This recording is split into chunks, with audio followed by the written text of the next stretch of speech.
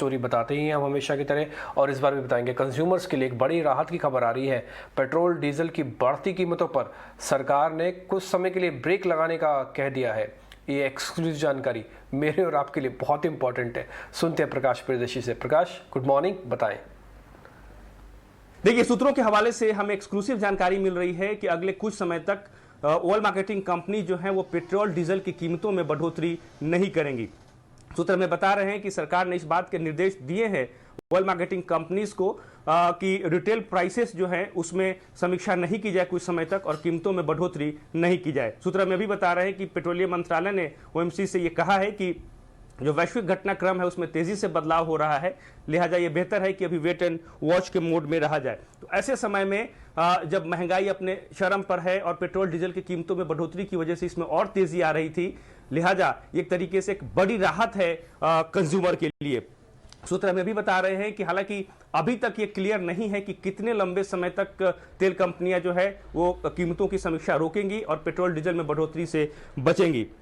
साथ ही साथ सरकार इस बात की भी समीक्षा कर रही है कि एक्साइज ड्यूटी में कटौती की जाए, कितनी कटौती की जाए और कब की जाए, इसके सही समय का इंतजार किया जा रहा है। और साथ ही साथ राज्य सरकारों से भी इस बात की अपील की गई है कि वो भी वैट में कटौती करें।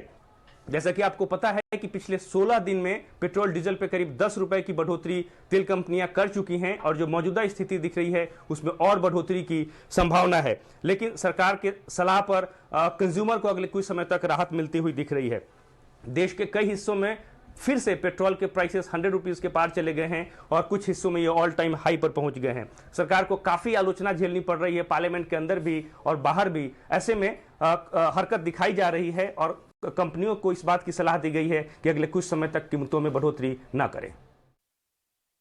ठीक है, तो एक अहम खबर है और एक राहत वाली खबर भी है कि सरकार ने फैसला किया है कि अब आगे चल के पेट्रोल और डीजल के दाम नहीं पड़ेंगे। मयूरेश, कितना फर्क पड़ता है इन सब चीज़ों से ऑयल मार्केटिंग कंपनी से? अगर वो 80-80 पैसे करके दाम बढ़ा रही थी तो अंडर रिकवरीज को कवर कर ही रही थी।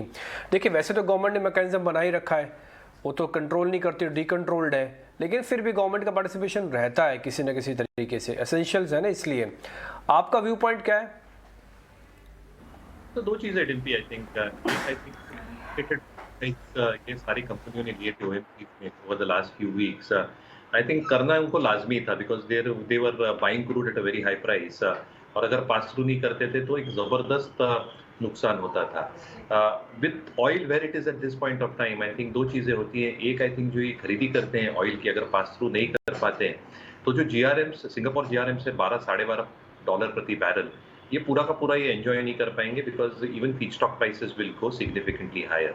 और दूसरा, I think in terms of if they do not pass this through, I think जो मार्जिन्स और इबिटा पे मार पड़ती है, if they have to probably take care of all the under recoveries on their balance sheet, ये सारा profit wipe out कर देती थी for what they probably earned in the entire financial year in just one quarter.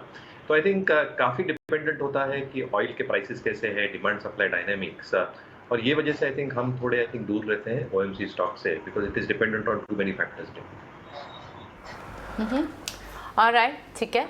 सो फिलहाल लेकिन exclusive खबर कि अभी जो जितनी बड़ी कीमतें हैं पिछले 12 दिन में आप देखें तो अब 119 रुपये के करीब पर लीटर मुंबई में पेट्रोल हो गया है।